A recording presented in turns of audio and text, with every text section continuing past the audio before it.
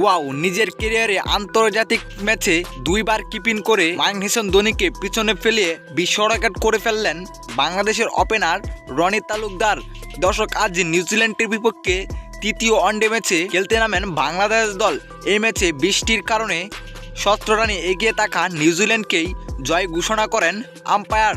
তবে এই ম্যাচে ঘটে যায় একটি অনাকাঙ্ক্ষিত ঘটনা, যেখানে ইনিংসের দ্বিতীয় ওভার করতে আসেন শেখ মেহেদির করা ডেলিভারি পিছনে থাকা রনি তালুকদার বলটি তালবন্ধ করে সঙ্গে সঙ্গে রান আউট করে ফেলেন, যেটা দেখে অবাক হয়েছেন টিম শেফার্ডও।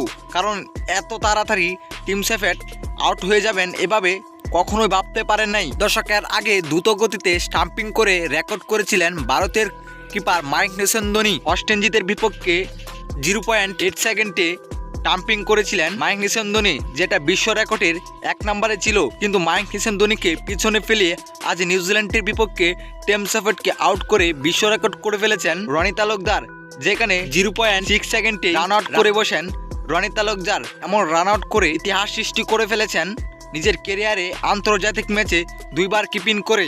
দর্শক, রনি তালুকদারের এমন রেকর্ডটি আপনার কাছে কেমন লেগেছে? অবশ্যই আপনার মতামত আমাদের ভিডিও নিচে জানাতে ভুলবেন না। ধন্যবাদ।